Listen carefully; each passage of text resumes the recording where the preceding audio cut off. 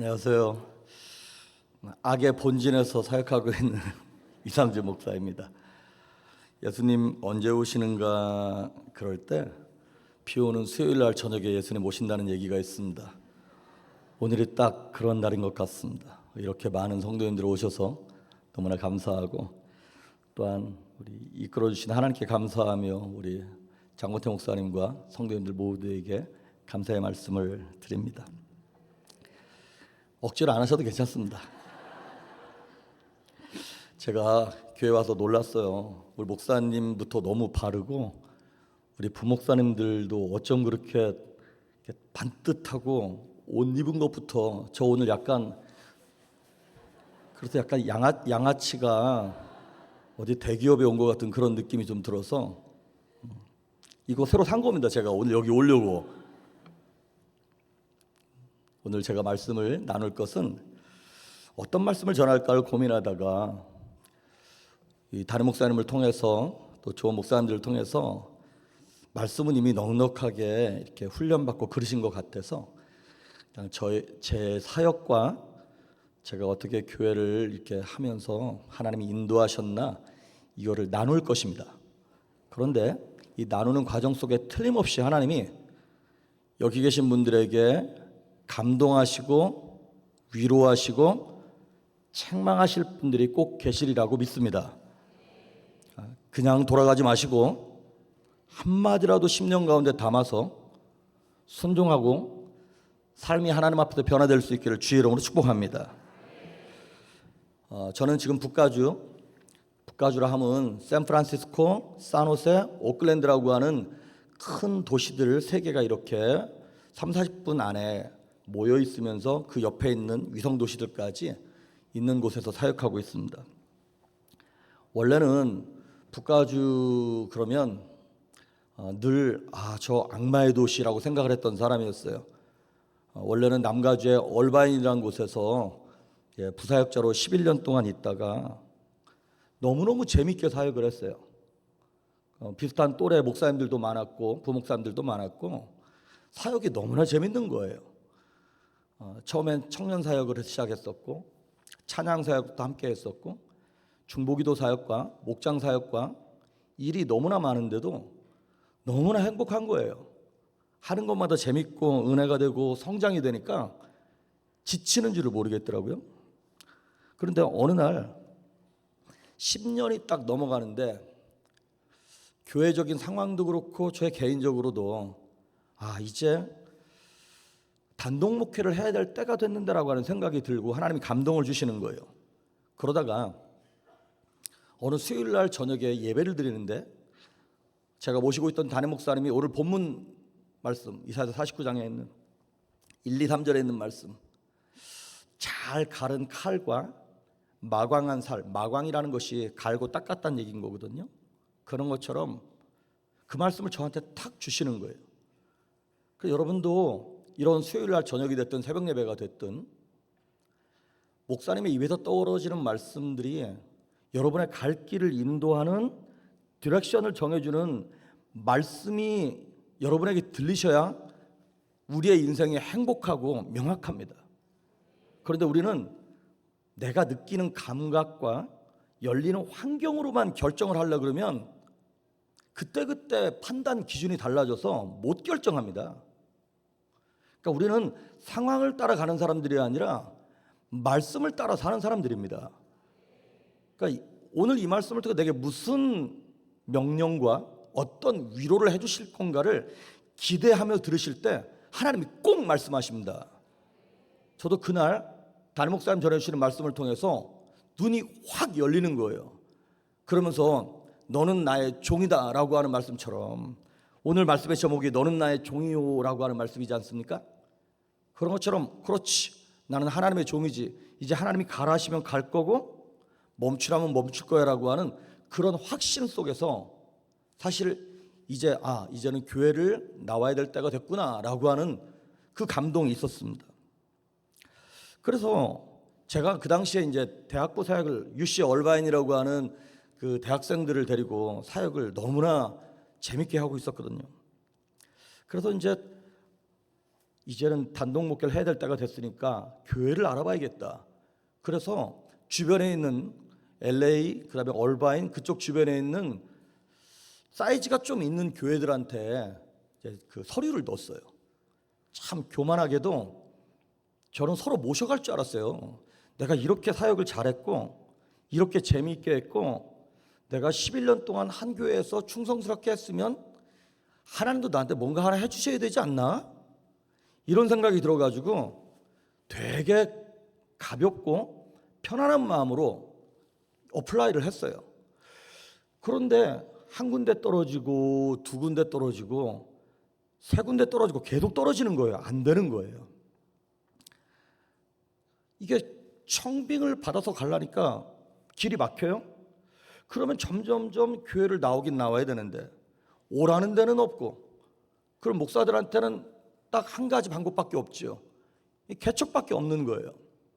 그런데 저희 아버지도 목회를 하셨거든요. 우리 장국대 목사님도 아버님이 목회하셨다 그랬는데 이 목회자 자녀들의 그 두려움이 있습니다. 제가 저희 아버지를 평생 보면서 참 하나님께 감사하지만 결단한 거 세 가지가 있었어요. 첫째, 개척하지 않는다. 둘째, 성전 건축 안 한다. 셋째, 금식 안 한다. 근데 지금 개척했고요. 성전 건축 준비하고 있습니다. 저는 진짜 마지막 거 이거 금식하라 그럴까 봐 아직 얼마나 걱정인지 몰라요. 정말 금식 하루도 안 했는데 막 속이 벌렁벌렁 떨려. 막 배고프고 벌써. 근데 여러분 그거 하나님 특기인 거 아시죠? 하나님 이것만큼은 안 됩니다. 그거부터 해. 하나님 이삭 안 됩니다. 그거부터 바쳐. 니느웨 안 됩니다. 거기부터가. 여러분 조심하셔야 됩니다. 아무거나 하나님 앞에서 이것만큼은 하나님이 그것부터 꼭 박살 내십니다. 그렇게 미루고 안 하려고 했던 것들을 하나님께서 손보시기 시작하는 거예요. 시간이 길어질까 봐 자세한 말씀은 못 드립니다만은 하나님이 역사하시니까 그렇게 하기 싫었던 개척이요, 한순간에 막 개척하고 싶은 거예요. 와, 막 개척하면 성도들 구름대처럼 몰려올 것 같고 뭘 해도 될 것 같은 거예요. 어쩜 그렇게 한순간에 바뀌나요? 그래도 마음에 준비하면서 석 달 동안을 기도했어요. 그러면서 저는 개척을 하더라도 당연히 가까운 얼바인에서 가까운 한인들이 많은 동네에서 이렇게 하려고 생각을 했었죠. 그리고 제가 중보기도 사역도 함께 했었고 목장 사역, 청년대학도 사역을 함께 했기 때문에 청년 리더들도 저한테 그러는 거예요. 목사님 개척하시면 함께 하겠다는 거예요. 그리고 중보기도 많이 했던 권사님들, 집사님들도 함께 사역하겠다는 거예요. 위로가 되더라고요. 그 주변을 알아봤어요. 그런데 길이 안 열리는 거예요. 희한하다. 하나님이 나한테 개척할 마음을 주셨으면 수월하게 개척하게 하게 하실 텐데 왜 길이 안 열리지? 그러다가 성령께서 한 번에 역사하시니까 정말 듣도 보도 못한 북가주의 싼라몬이라고 있습니다. 내가 신라면은 들어봤어도 싼라몬은 내가 못 들어봤다.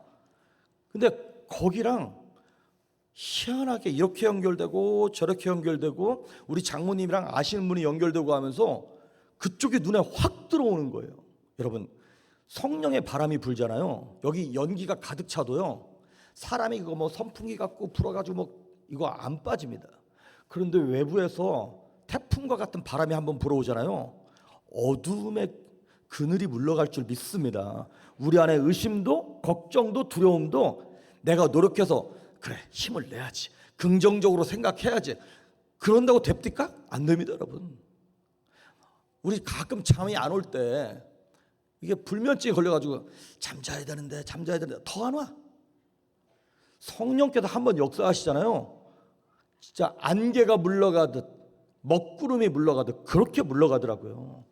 하나님이 역사하시니까 듣도 보도 못한 북가주가 한 번에 연결이 쭉 되는 거예요.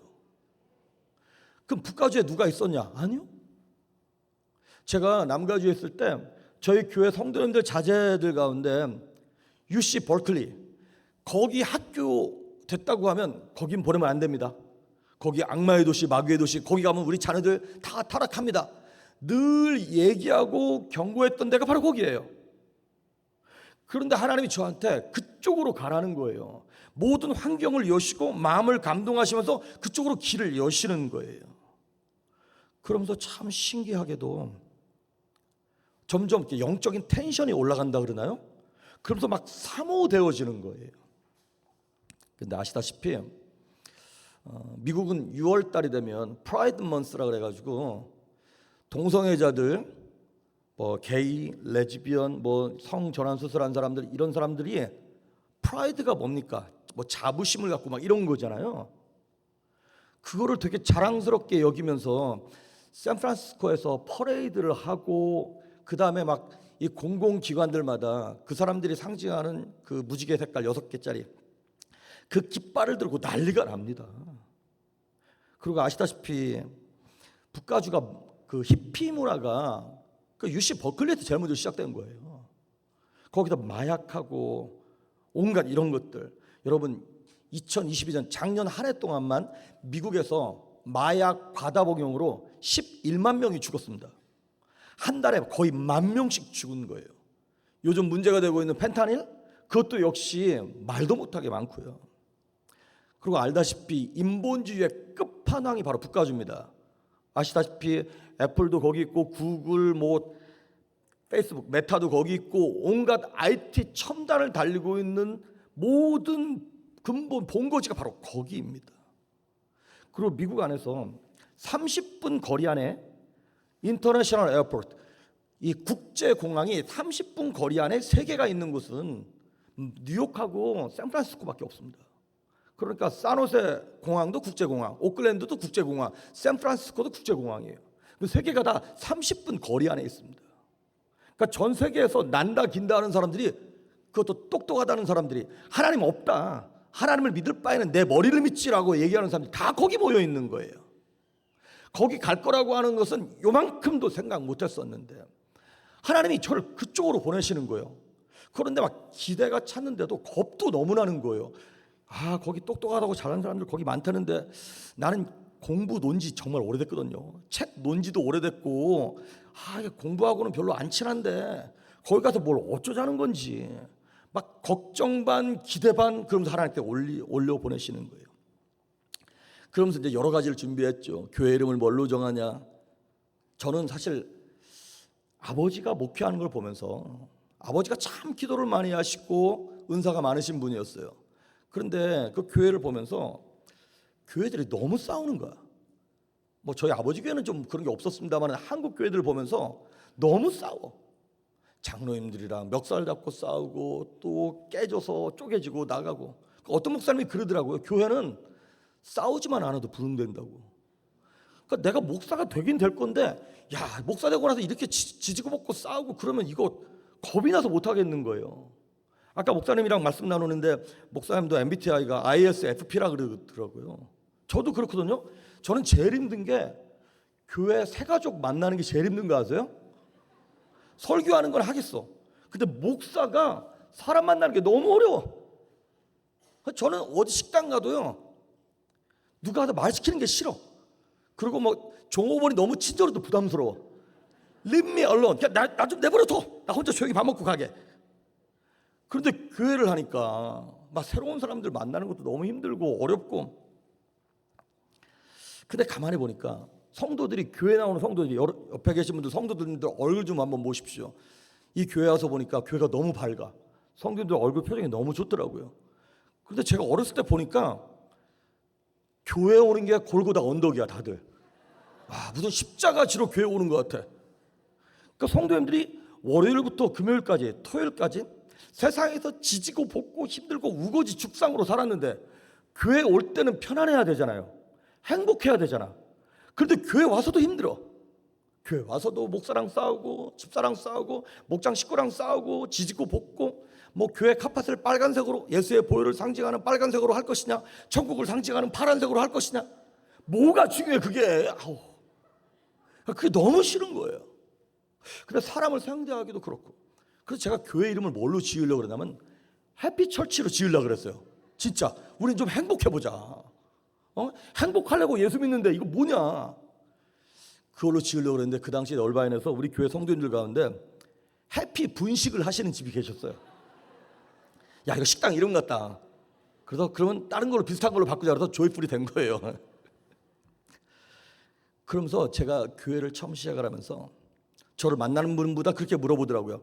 목사님은 어떠한 비전과 어떠한 꿈을 갖고 교회를 개척했습니까? 근데 가만 생각해도 꿈이 없는 거예요. 비전이 없는 거예요. 딱 하나. 나는 하나님이 기뻐하시고 성도들이 행복한 교회를 하고 싶다. 요거 딱 하나가 제 꿈이었어요. 비전, 꿈, 뭐 몇백 명, 뭐 땅끝까지 복음을 전 이런 거 못하겠더라고요. 나는 그냥 내게 주어진 우리 교회 성도님, 난 요분들만 행복하면 돼. 그게 10명이든 100명이든 1000명이든 요 양반들만 내가 잘 기쁘게 신앙생활해서 같이 천국 가면 돼. 저는 제 그릇이 고만하고 제게 주어진 은사가 그만했기 때문에 욕심 부리고 싶지도 않았고 욕심 부릴 수 있는 형편도 아니었어요.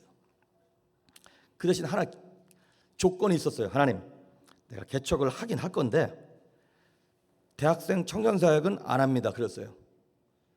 왜냐하면 얼바인에서 청년사역을 한 10년 15년을 했는데 재밌었는데, 죄송합니다, 이런 속된 표현을 써서 이게 돈이 안 되는 거예요. 이놈들이 맨날 처먹기만 하지 뭐 헌금을 하기라나 뭘 하나. 그러니까 막 만나기만 하면 사달래. 무슨 굶어 죽은 귀신이 붙었는지. 아니 개척했는데 돈도 없는데. 그래서 하나님, 이제 나 북가죽 잘 사는 동네, 돈 많은 동네에 갑니다. 나 장년 사역 할 겁니다. 나 젊은이 사역은 안 합니다. 그러고 간 거예요. 근데 하나님 어떤 하나님이라고요? 이것만은 안 됩니다. 그것부터 손대시는 하나님이라 그랬어요. 제가 오늘 여러분에게 무엇을 말씀드리는 거냐면, 너는 나의 종이다라고 하는 제목이잖아요. 그 안에 무슨 내용이 함축된 거냐면 떠밀려 사는 인생이라고 하는 부제목이 함축되어 있는 거예요. 우리 인생은 다 떠밀려 사는 인생들입니다. 여러분이 노력하고 애써서 구원받은 거 아니죠. 여러분이 노력해서 여기까지 온 거 아니죠. 하나님이 은혜를 주셨고, 제가 좋아하는 찬양 가운데 여러분 잘 아시는 것처럼 그 2절 찬양에 몸도 마음도 연약하나 세임받아 살았네 물 붓듯이 부시는 주의. 아멘. 저는 이 찬양이, 저희 어머니가 매 새벽마다 이 찬양을 부르는데, 아니 무슨 찬송을 이렇게 청승맞게 트로트 부르는 것도 아니고 그런 걸 부르냐. 근데 눈물 흘릴 수밖에 없는 상황에 다다르고 벼랑 끝에 다다르니까 무슨 세련된 찬양 이런 게 생각나는 게 아니라 정말 믿음의 고백이 담겨있는 그 찬양들이 생각나는 거예요. 내가 연약할수록 더욱 귀히 여기사 높은 보좌 위에서 낮은 나를 보시네. 그런 찬양들만 생각나는 거예요. 그래서 하나님 앞에 이제 결단을 하고, 참 하나님 내가 연약합니다만은 순종하면서 개척하겠습니다. 그리고 2011년도에 개척하러 북가주에 올라간 거예요. 아무도 없는데. 그래도 첫 주 지금도 생각나요. 저희 장모님, 집사람, 아들놈 둘 앉혀놓고 제가 첫 번째 설교를 했어요. 집에서.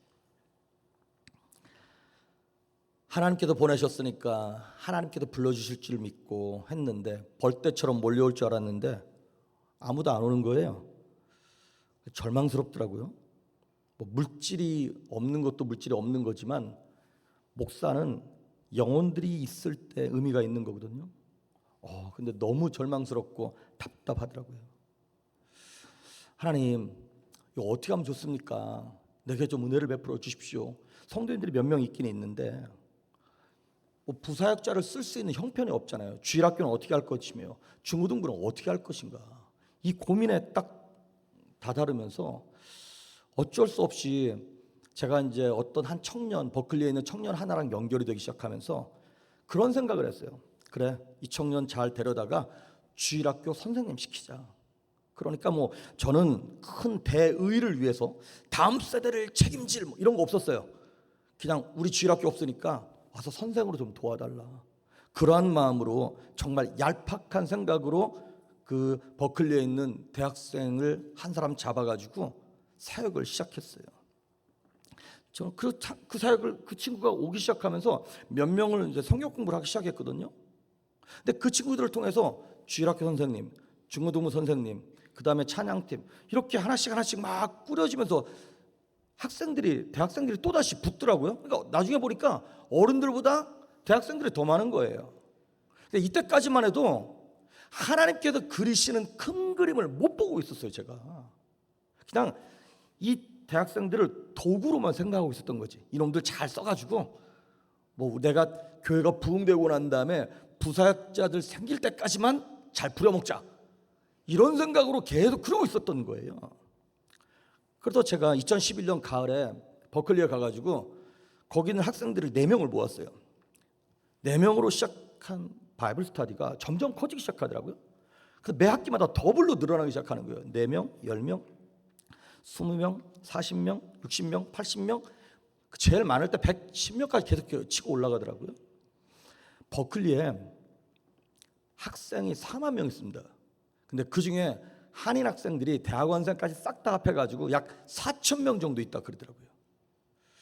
근데 그 당시 처음에 갈 때 CCC도 한인 학생 그게 있었고 다른 교회에서도 있긴 있었는데 맥을 못 추고 있는 거예요, 다들.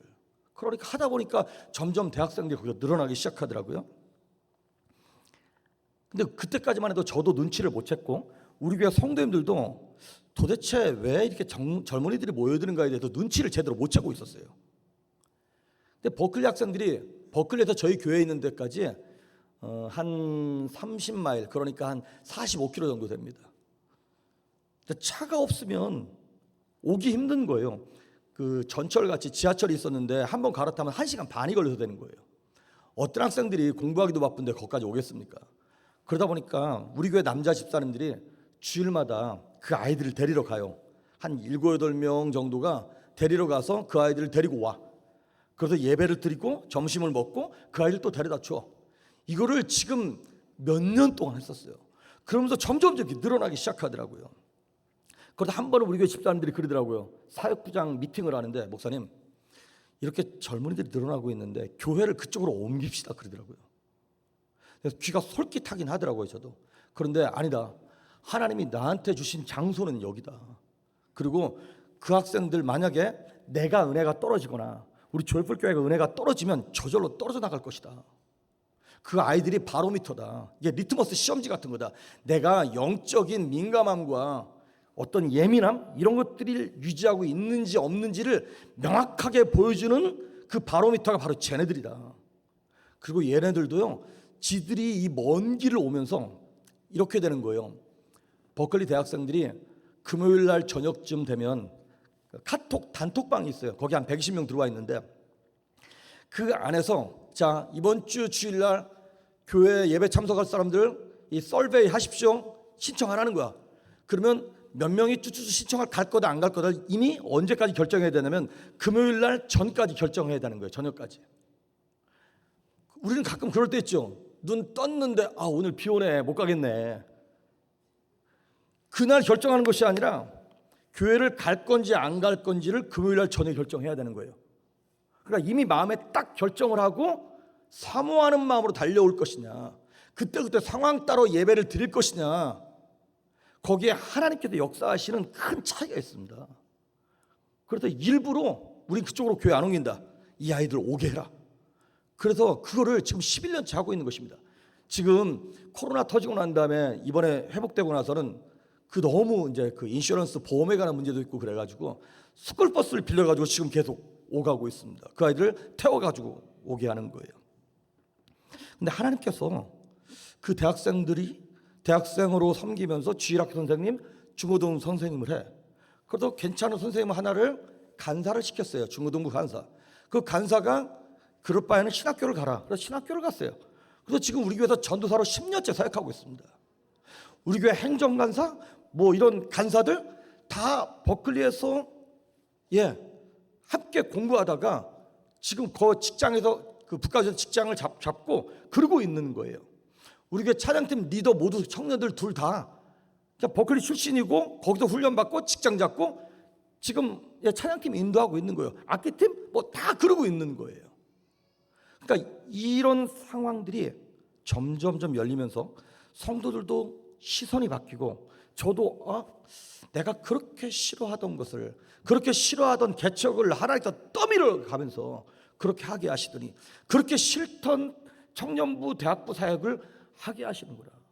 이 대학부 사역이 점점 늘어나고 얘네들이 졸업을 하네. 졸업을 했는데 계속 대학부에 있을 수는 없잖아요. 그래? 그럼 청년부 만들지 뭐. 보통 한 학기에 한 25명 정도, 올해도 보니까 약 25명 정도 졸업을 하더라고요. 그 정도가 졸업을 하면 반은 한국으로 돌아가고 반은 미국에 남아요. 그리고 북가주가 그래도 IT 쪽으로 직장이 많다 보니까 거기에 남는 친구들이 꽤 있더라고요. 이 친구들을 소화시켜야 되는데 감당할 수 있는 교회가 넉넉지 않으니까, 그럼 청년부 만들어라.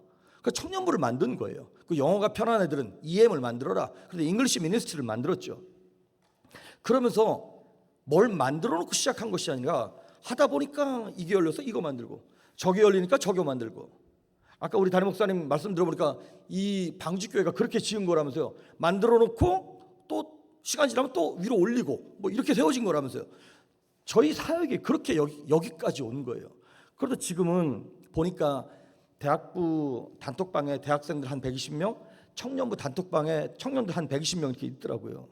그래서 그 친구들과 함께 지금 교회 사역을 하고 있습니다. 근데 너무나 아이들이 순수한 거예요. 특히 그 대학부 청년부 안에 그 MK, 그 미셔너리 키드하고 PK, 패스터스 키드, 선교사님들 자녀들하고 목사님 자녀들이 꽤 있어요. 보통 보면 한 학기 한 10명씩 있는 것 같아요. 그 친구들이 평생 교회 안에서 자라다 보니까 감각이 뛰어나. 겉으로는 뺀질뺀질대. 하도 교회 생리를 잘 알아가지고 뺀질대.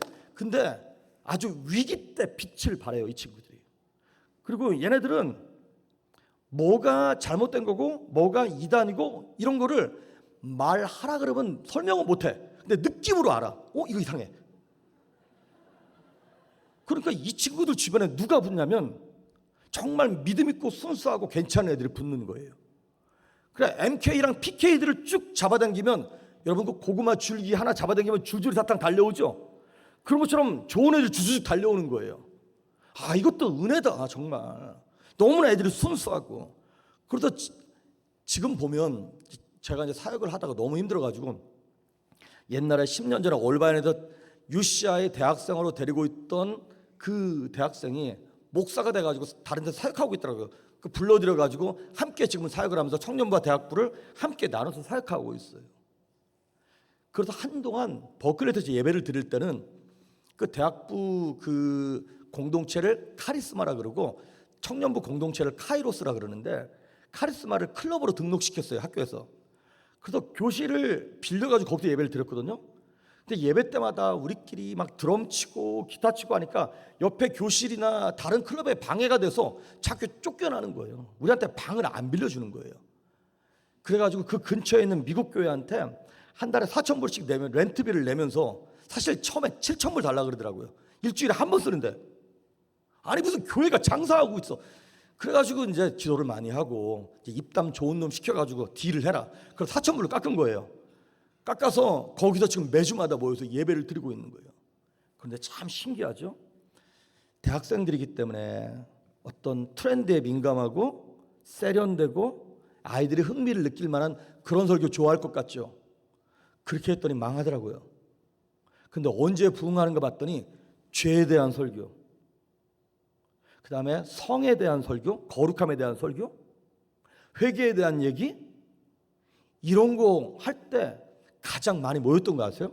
신기하게도 아이들이, 청년들이 안 듣는 것 같은데 이 심령 속에 자기들 영혼들이 늘 갈급해하는 죄의 문제, 죽음의 문제, 심판의 문제에 대해서 갈급하고 있었던 거예요. 그래서 한번 예배를 드리면 3시간씩 예배를 드렸어요. 설교를 1시간 반을 했으니까. 근데 애들이 안 들을 것 같은데요, 끝까지 앉아서 듣고 있어요. 그러니까 이거는 설교를 짧게 한다고 되는 게 아니구나. 아이들 트렌드에 맞게, 구미에 맞게 설교한다고 이게 될 일이 아니구나. 정답은 그냥 말씀이고 정답은 복음이구나. 정답은 성령님의 역사하심이고 여러분 생각해 보십시오. 구약시대 구약 성경을 쭉 보시면 성부 하나님이 창세기부터 말라기까지 무슨 얘기를 한 거냐면 기다려라 기다려라. 누구를? 메시아를. 그러니까 성부 하나님의 부탁은 뭐였냐면 내가 예수를 보낼 거야. 예수를 기다려. 이것이 하나님의 부탁이었어요. 그런데 예수님이 오셨어. 그랬더니 예수님이 무슨 말씀을 하시나 가만히 들어봤더니 예수님이 계속 이렇게 말씀하시는 거야. 내가 성령을 보낼 거야. 성령은 기다려. 성령 받아야 돼. 이 말씀을 예수님이 계속 하시는 거야. 성부 하나님은 예수님을 기다리라 그러고 예수님은 성령 하나님을 기다리라 그러는 거예요. 그러면 성부 하나님, 성령 하나님의 소원이 뭐예요? 성령 받는 것이에요. 할렐루야. 성령 받아서 성령으로 살고 성령으로 말하고 성령으로 움직이는 것이 하나님 기뻐하시는 거구나라는 것을 깨닫는 거예요. 그래서 제 목적은 전도하고 선교하고 다 필요해요. 그런데 진짜 중요한 것은 뭐냐면 젊은이들로 하여금 성령 받게 해야 되는구나. 신앙생활 한다고 다들 교회 나와 앉아있는데 구원과는 상관없고 하나님의 뜻과는 상관없이 내 뜻대로 내 생각대로 내 감정대로 신앙생활하는 사람들이 얼마나 많습니까? 근데 그게 아니구나라는 것을 조금씩 깨달아가기 시작했던 것이죠. 말씀드렸다시피 버클리가 굉장히 우울합니다. 인간적으로는 굉장히 매력 있는 학교예요. 그리고 되게 운치가 있어요. 북가주가 남가주보다 춥기도 하고 비도 많이 오고 되게 우울합니다. 그런데 되게 뭐랄까요? 운치가 있어요. 그런데 그 운치가 있다는 얘기는 좋은 의미인 거고 나쁘게 얘기하면 우울하고 자살하기 딱 좋은 학교예요. 거기가 매 학기마다 한두 명씩 꼭 자살을 하는 거예요. 그리고 마약 이런 거는 말할 것도 없고 저도 이렇게 청년 대학생들 보니까 젊어서부터 동거하고 그 다음에 마약하고 특히 왜 이렇게 우울증 걸린 친구들이 많은 거예요. 그리고 이렇게 대충 조사를 해보니까 이 청년들 가운데 대학생들 가운데 3분의 1은 이혼, 3분의 1은 이혼하진 않았지만 이혼한 분위기의 가정, 나머지 3분의 1 정도만 온전한 가정인 거예요.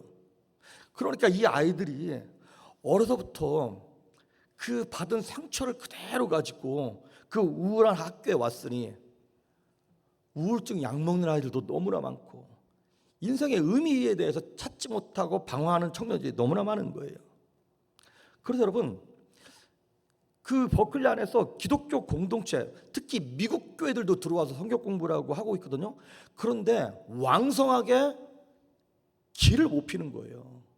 그래서 지금도 제가 알기로는 모르겠어요. 미국 성경 공부나 이런 건 모르겠는데 한인들이 하는 바이블 스터디나 이 기독교 클럽 가운데서는 저희 교회에서 하고 있는 카리스마가 가장 큰 걸로 지금도 알고 있습니다.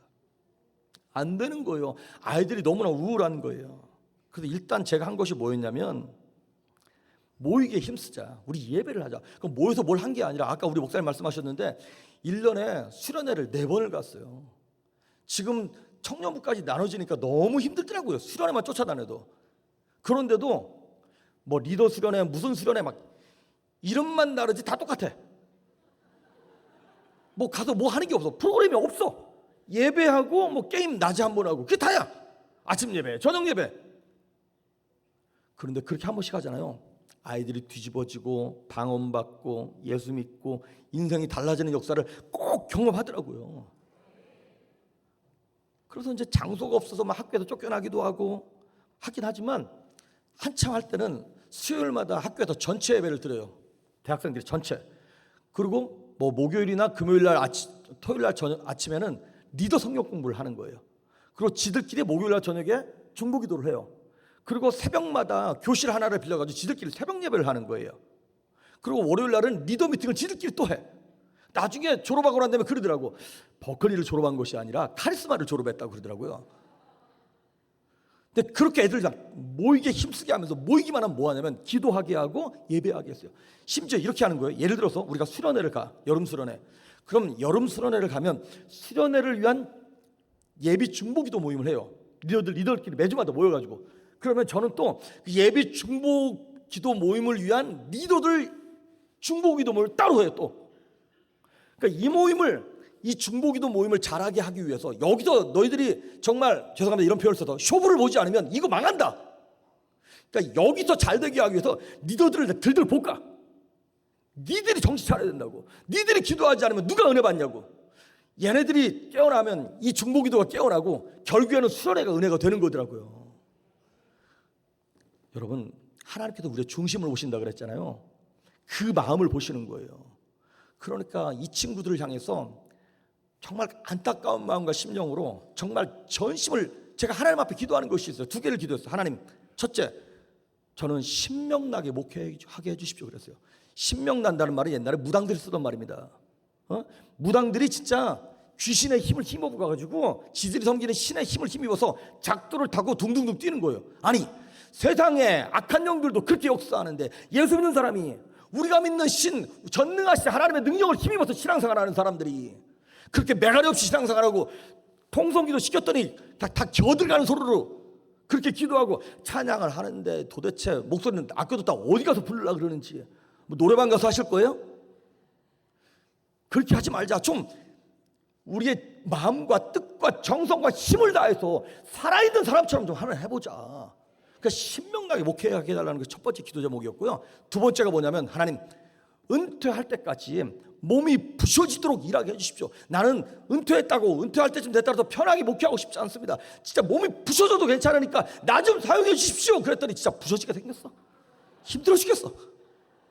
근데 여러분 사람이요 몸이 편하고 돈이 잘 벌려도 영이 죽고 삶의 의미가 없으니까 자살하더라고요.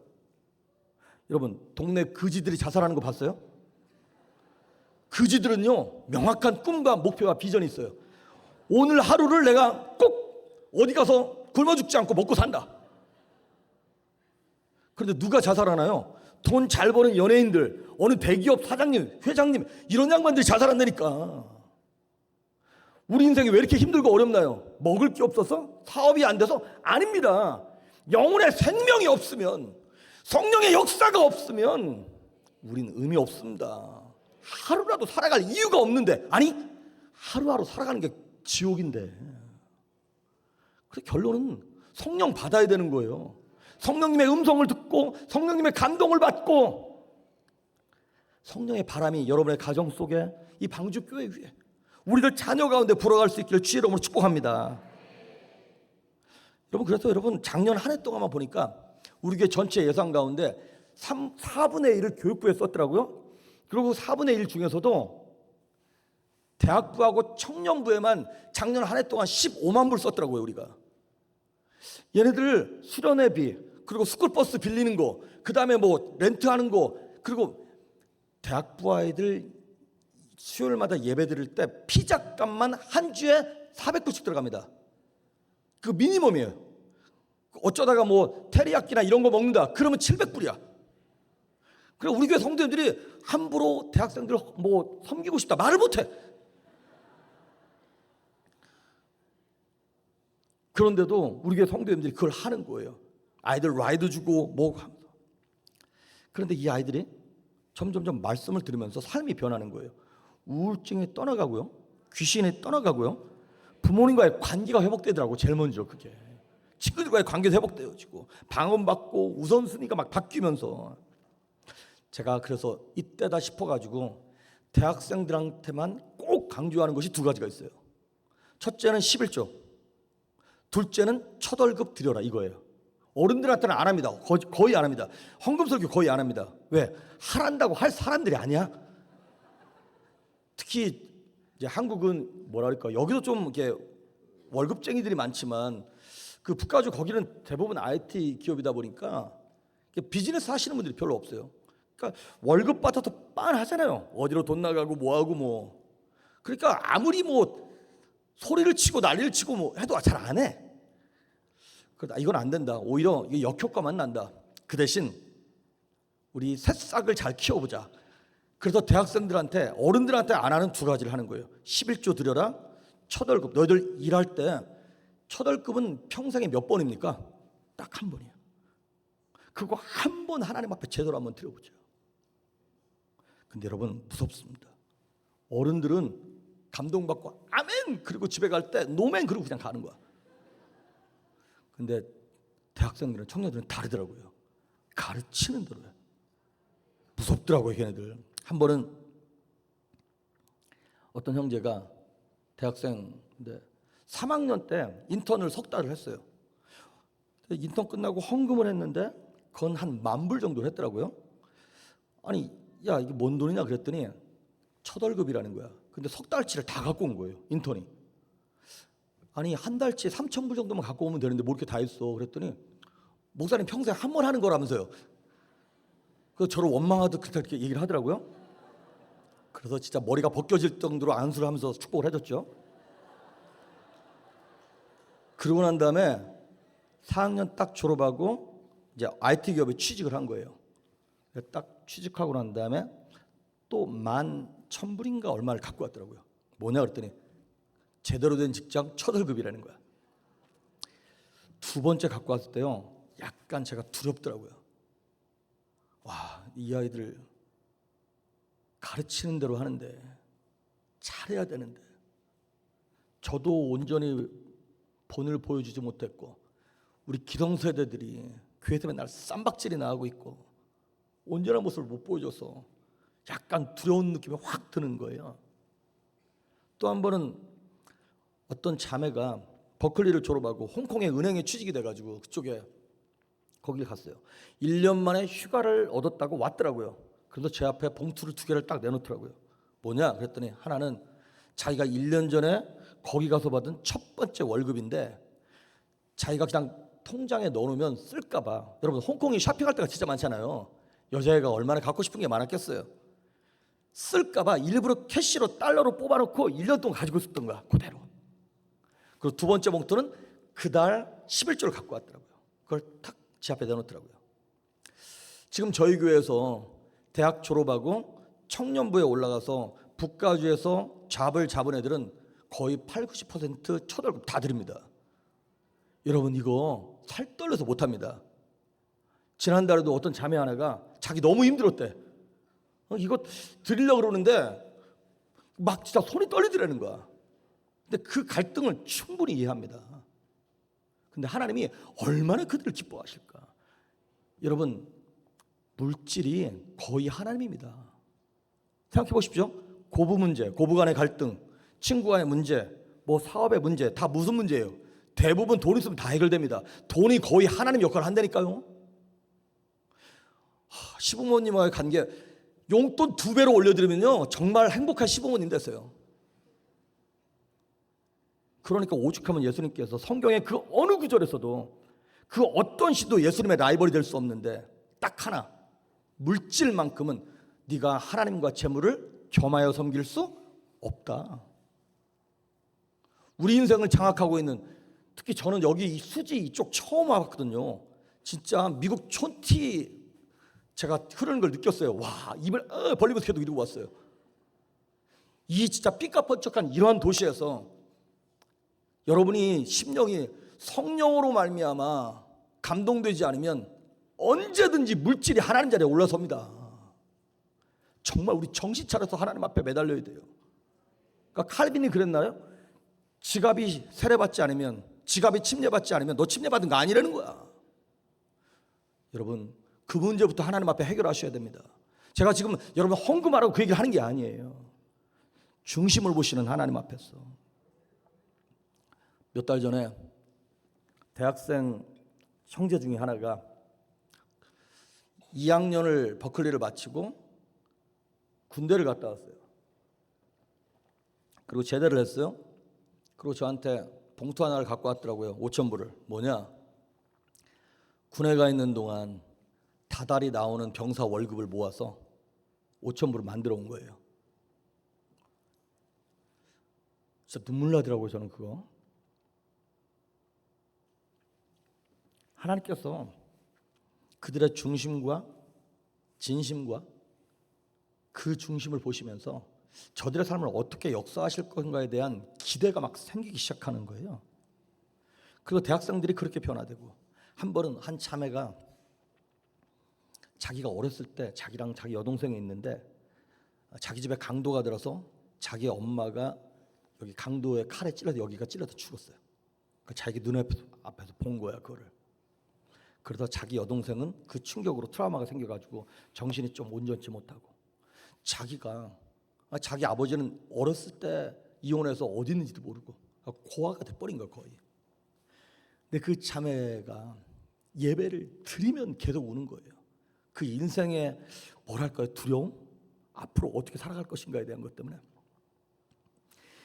근데 이 자매가 어려움이 있을 때마다 동생이 정신을 온전치 못하니까 어떤 밤마다 뛰쳐나가는 거야. 다른 남자를 만나러.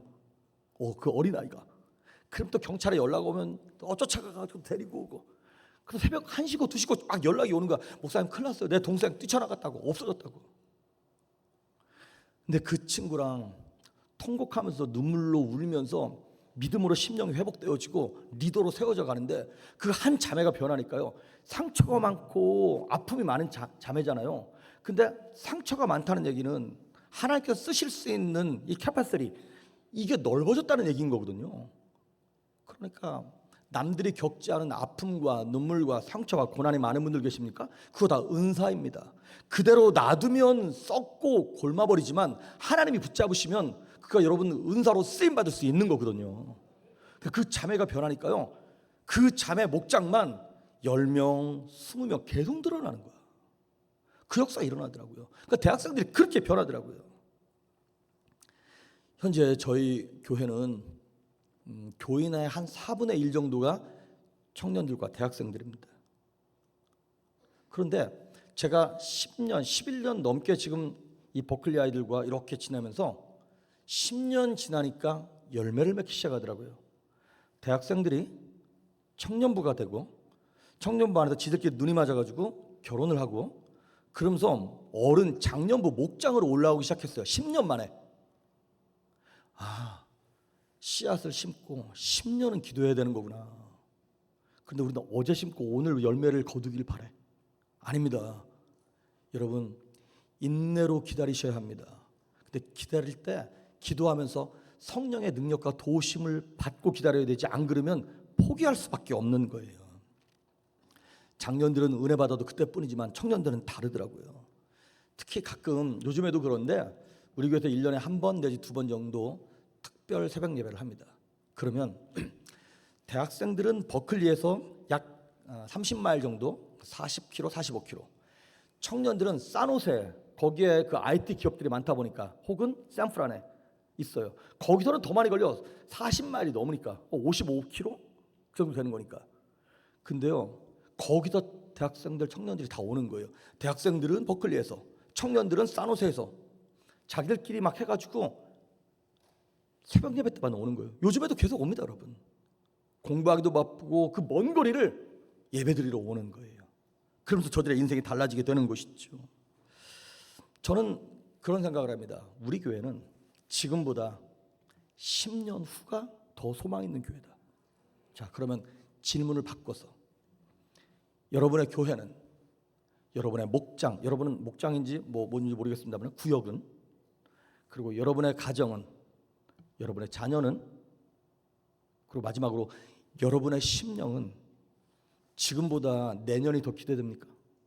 10년 후가 더 기대되는 교회입니까? 우리의 자녀는 지금보다 내년이 더 하나님을 사랑할 수 있는 찬스가 많은 겁니까? 그 일을 위해서 뭘 해야 되냐면 성령의 도우심으로 살아야 하는 거예요.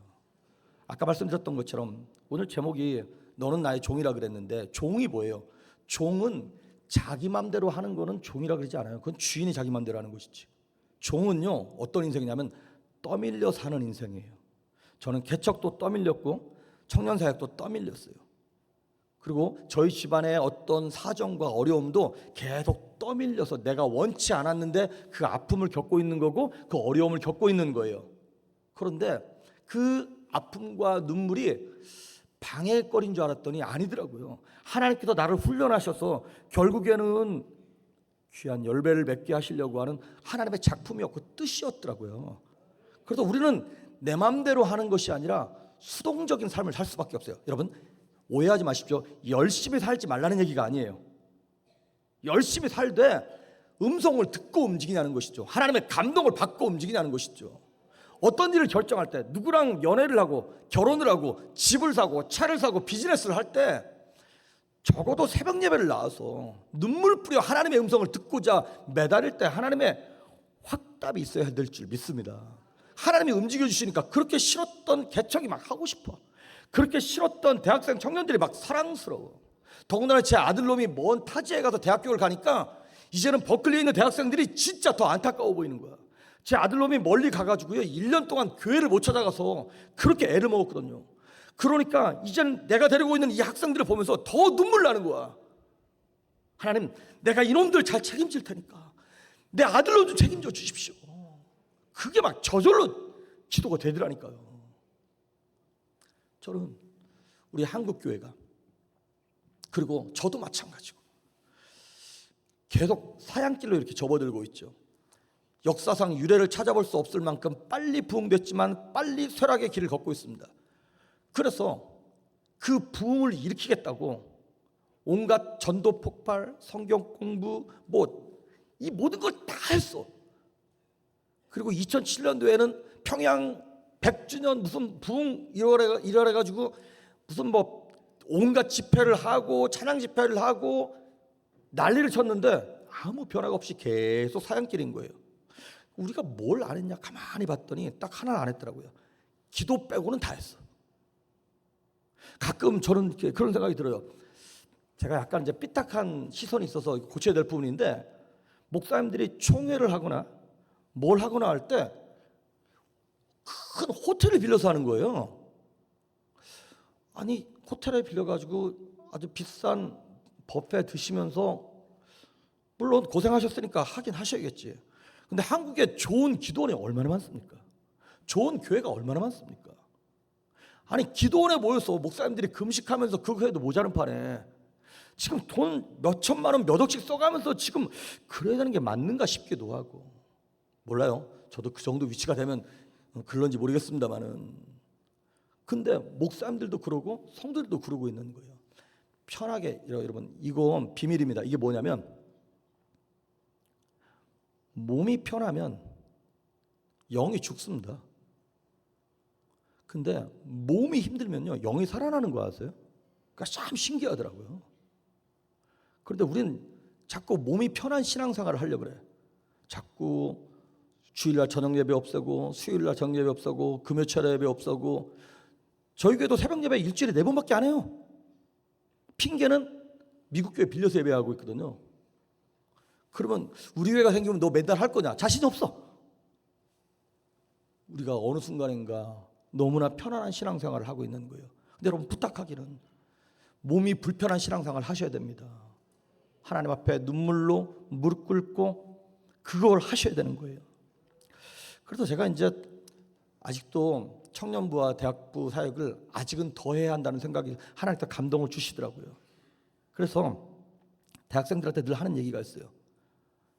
우리 목사님 따님도 그렇게 신앙생활 우리 같이 하면서 여기 있어야 된다, 북가주 있어야 된다. 왜? 왜냐하면 산삼은 모여서 납니다. 산삼을 캘 때 여기 한 뿌리 저기 한 뿌리 이렇게 캐지 않더라고요. 산삼은 자라면서 씨앗을 떨어뜨리면서 옆에 떨어뜨리고 바람 불어서 옆에 이렇게 떨어뜨리는 거거든요. 그러니까 산삼은 모여서 나게 돼 있어요.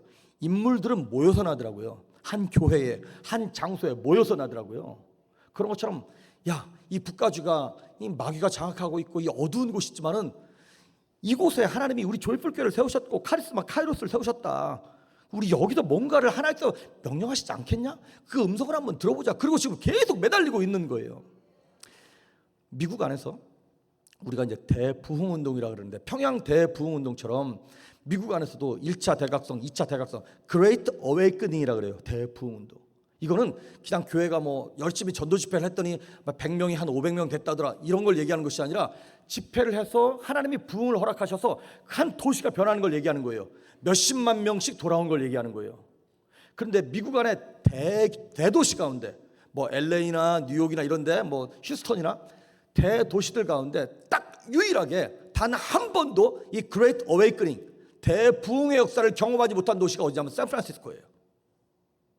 지금 샌프란시스코의 기독교인 비율, 교회에 나가는 비율이 3%입니다. 여러분, 3%면 이게 선교학적 용어로 보면 미전도 종독이에요. 미국이 하나님의 말씀에 세워진 나라잖아요.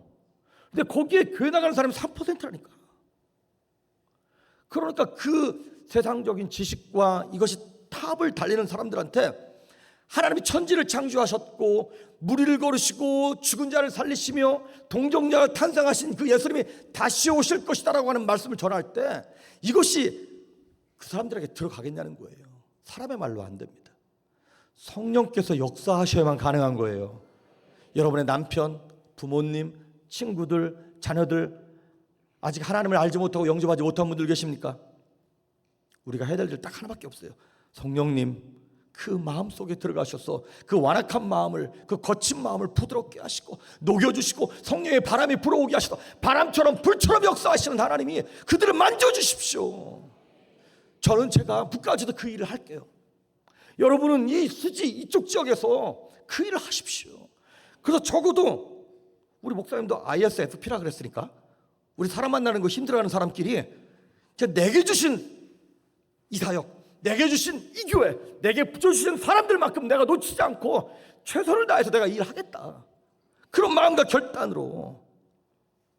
그래서 저는 지금 제 몸이 부서지게 노력하고 애쓰고 있는 것이죠. 바라기는 우리의 인생은 내가 계획한 대로 살지 않기를 주의 이름으로 축복합니다. 우린 다 어떻게 살아야 되는 거냐면 떠밀려 살아야 합니다. 주인께서 명령하시고 말씀하시는 대로 그저 그 인도하심을 기다리면서 칼을 갈고 마강한 살, 이 화살을 다듬고 있어야 되는 거예요. 그래서 저는 저희 교회에서 제일 중요하게 생각하는 것 두 가지가 뭐냐면 주일 예배, 새벽 예배예요. 지금도 새벽 예배 굉장히 열심히 드립니다. 저희들 비록 4일밖에 예배 못 드리지만 그 일을 위해서 저도 최선을 다해서 말씀을 준비하려고 애를 쓰고 있고요. 어지간하면 제가 말씀을 전하려고 그래요. 부사역자 안 세우고요. 제가 하려고 그러는 거예요. 은혜를 받게 하든지 재미있게 하든지 이도도도 아니면 빨리 끝내든지 진짜 어떻게 해서라도 성도들이 와서 오늘 헛걸음했다 이런 생각이 안 들게 하려고 아주 애를 쓰고 있습니다.